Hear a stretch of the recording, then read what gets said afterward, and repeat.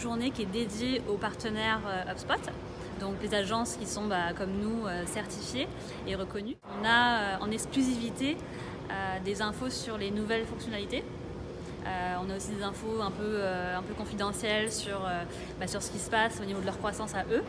Et ils nous mettent vraiment dans la boucle. Donc ça, je trouve ça vraiment top de pouvoir participer un peu à l'aventure et à faire partie de la grande famille HubSpot aussi. On a aussi l'après-midi du coup accès à des conférences sur d'autres agences qui en fait nous partagent leurs expériences. Donc c'est aussi très enrichissant pour nous pour nous améliorer dans nos process. Pour résumer, je dirais que le premier point qui est plutôt sur la partie freemium, ils ont vraiment décidé d'orienter pas mal d'évolutions sur la partie gratuite. En fait, on a beaucoup de clients qui ont un peu peur de se lancer. Ils ont l'impression qu'il va y avoir un gros processus d'onboarding, tout ça, et proposer en fait HubSpot gratuitement. Ils peuvent en fait découvrir l'outil, se l'approprier, voir en fait à quoi ça ressemble et en quoi ça peut vraiment servir leur business. En fait, HubSpot maintenant permet d'utiliser la partie CRM, donc la gestion des données clients. Ce qui est quand même très important pour une boîte, c'est vraiment le fonds de commerce finalement.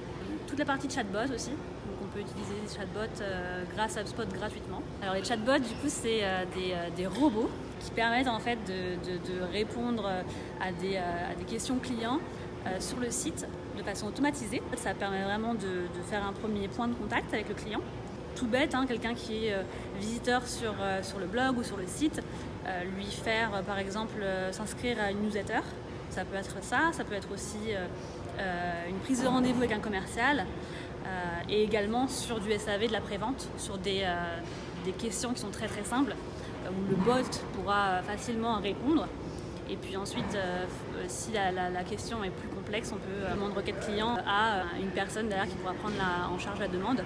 Le bot ayant pour avantage quand même de pouvoir récupérer des informations en demandant par exemple le prénom, le nom, l'adresse email et de poser quelques questions pour qualifier un peu la demande.